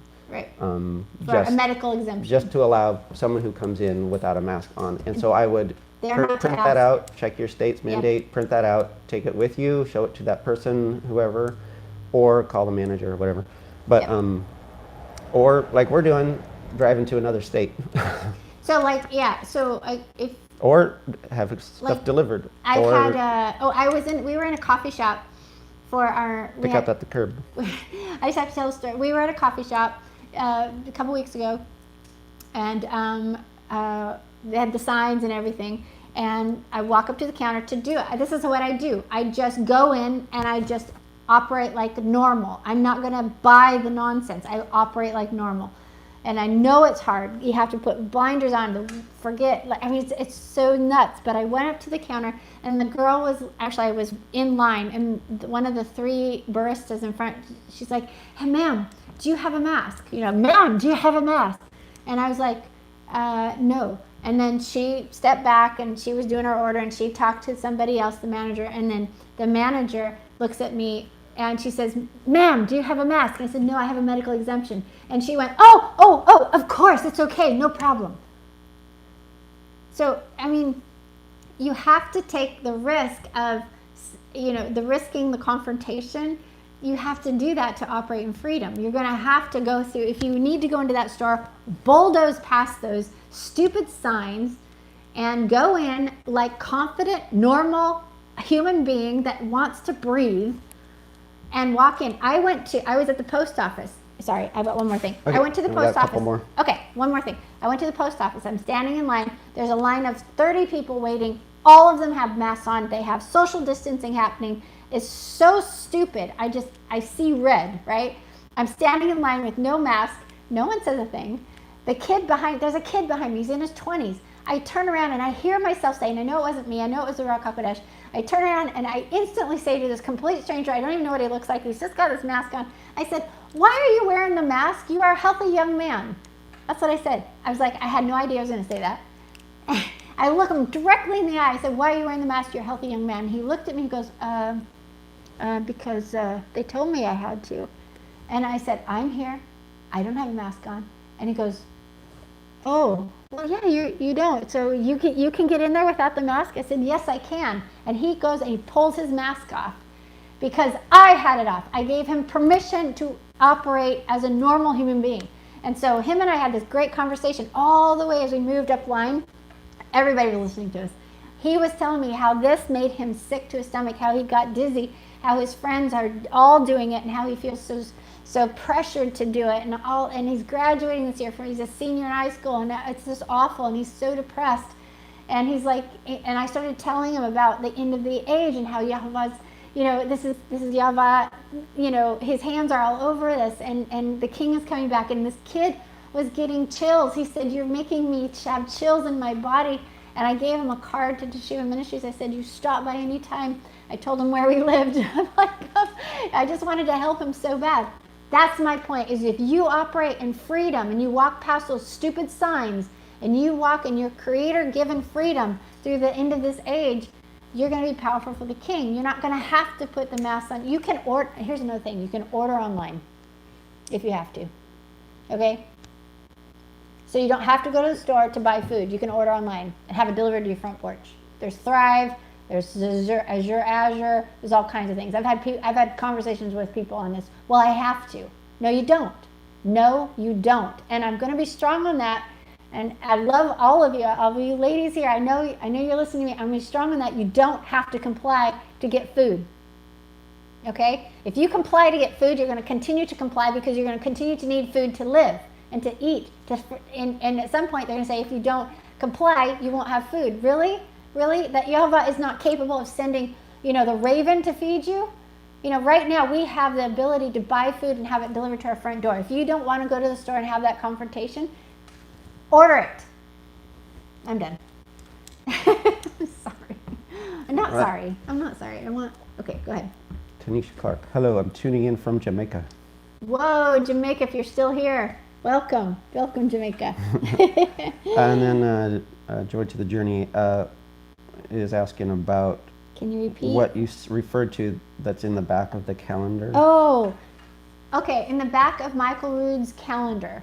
So if you order his, what's it called, the agriculturally and astronomically corrected. Yeah, the Rood Awakening Biblical Feast Calendar. Right, that calendar. In the back, there's like several pages of timelines. So go get his calendar. He's got videos. He's got all kinds of free stuff out there so you can hear this. But in the back of his calendar, which I just looked at this last week, I was just looking at it going, okay, where's he lining things up if certain things happen on certain days this year? So it's in the back of his calendar. Yeah, and it's not a date set. It's going to be in every year's calendar. Right. He just it's shoves just it forward. a tool Yeah. that has a breakdown in light of the fall feast, a breakdown of the final 7-year period. Right. That once you see that kicked off, then you can see in light of the feast how that 7 years is going to play out. Right. Right. Yeah. So yeah, go get that, and then he has a scroll too, an end of time scroll, a Revelation scroll. Okay, here's somebody who has a personal question. And an upcoming school Garcia. trip. Okay, here's a situation. Oh, that's great. There's an upcoming school trip. They plan to drive home on Friday night. Okay, I don't know, is this an overnight trip? It doesn't- Anyway, they're using a charter bus company. Do you think this is wrong? Planning to go, okay, here's the part. Prayed that Yehovah may block it if Yes. bad. That's great. Yeah. So, okay, so I'm not sure which part of it you're thinking might be wrong. Maybe it's coming home on Friday night, which would be into Shabbat. So, Anna, if that's what you're talking about, then I would probably say no to the trip. If you know ahead of time that that you're going to be, what do you call that? Like, Yeah. okay, so Everybody, I mean, we got what's in the scripture, but then everybody has to figure out how to, walk with Yehovah and how to apply that. Right. And like with my trekking job, I know how trekking goes, and a lot of times it doesn't go as planned. But I would be right up front. I'm not going to go out on a run knowing in advance that it's going to right. cause a conflict with Shabbat. Right. Yeah, and so sometimes like Isaac would actually get all the way to like Ritzville, and then the sun would set, and he would park in Ritzville. He'd be done. He'd stop moving the load, because moving the load is work. And so even if he wasn't all the way home, I would go get him, like, so that he wasn't moving the load. But a lot of times he could do that where he knew that it was going to infringe on Shabbat, and so then he couldn't accept that job. So for you, I would say if you know it's going to infringe on Shabbat and you're positive of that, you can't go. Yeah, How can you have go? to. Well, I mean, you have to judge what is a Shabbat conflict, True. and is the return trip a conflict, and Right. you have to determine that. And if it is for you, True. then you can look and say, right So- at the schedule, and if it's scheduled to conflict with Shabbat, then you're going into that knowingly. Yeah, so then that would be breaking his law. But here's the thing. This is where I believe options are awesome. Okay, so here's options. Can you go, I don't understand this trip or anything, but is there a way to get picked up? Can you pick up, I don't know if you're a mom with a kid going and you're going to meet them at the bus when you're done, or if you're going, but is there a way that somehow that end leg could look different, Yeah, here's something you might do. I mean, because I don't know your situation, I'm gonna give you an example. So I'm trekking. I'm 6-7 hours away from home, and realize I got a Shabbat conflict. I can't get home Right. before there's gonna be a conflict. So I park the truck Friday afternoon, and I'm just gonna stay where I am Right. over the weekend. Right. I'm not gonna move on Shabbat. Right. So, and that means I'm not going to be home. I'm not going to see the family either. So what does Rebekah do? She packs up the car, drives all the way down, gets me, and we go have a nice weekend at the coast. That's choosing life. That's what I'm talking about. That's a fantastic option. That's a fantastic example. I'm looking at the options, and I'm like, which one brings life?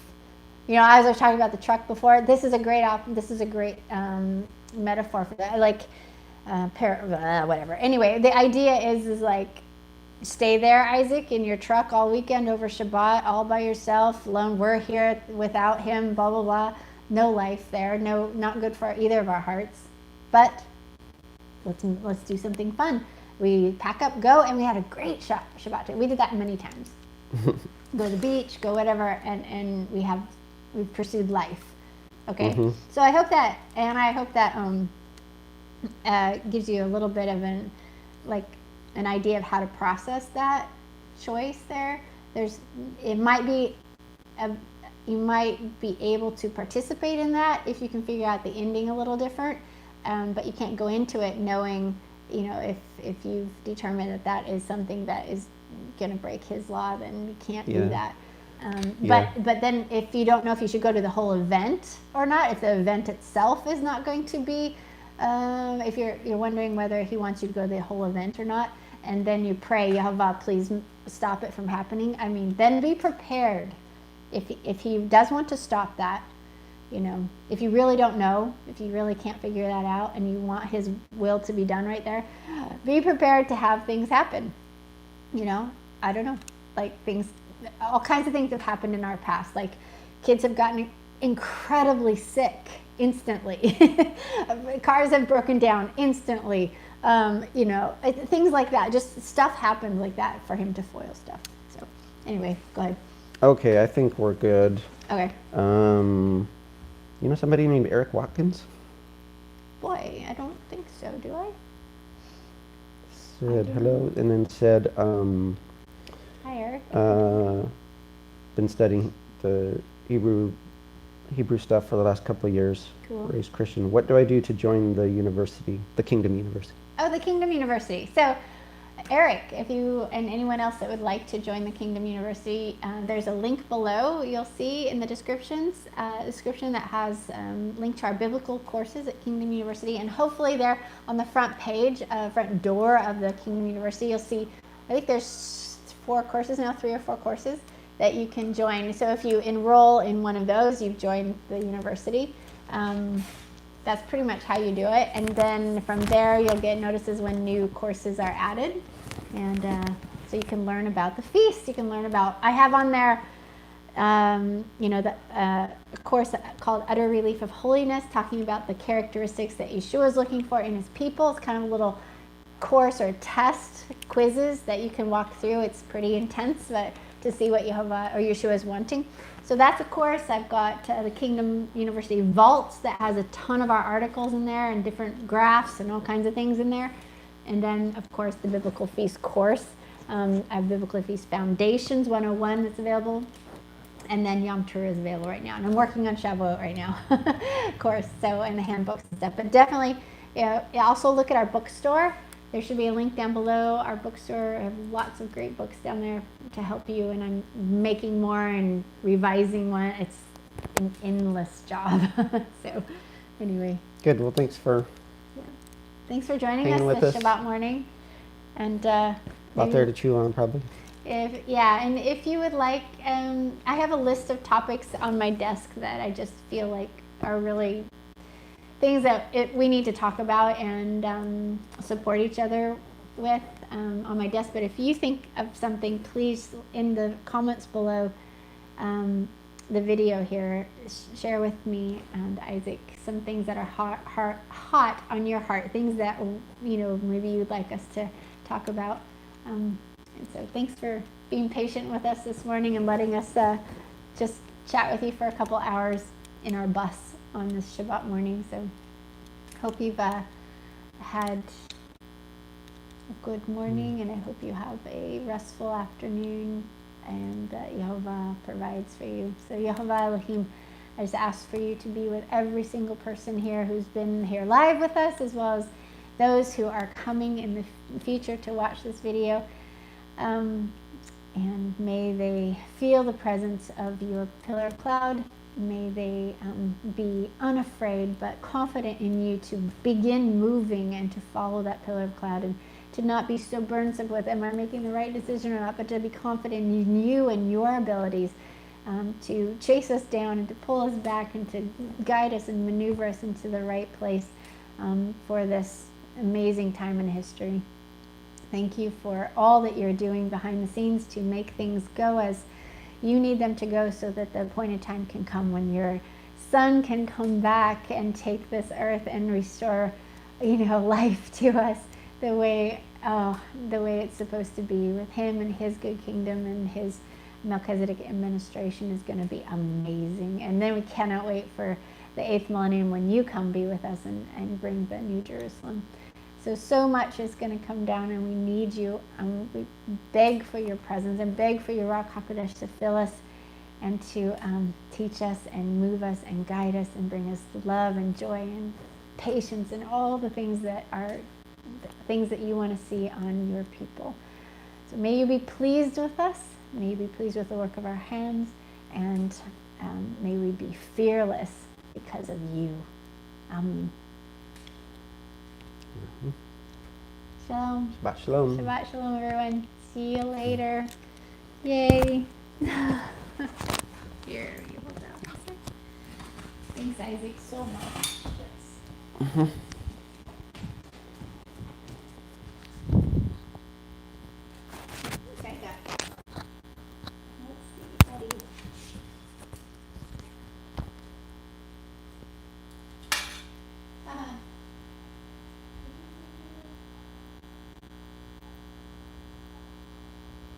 Bye.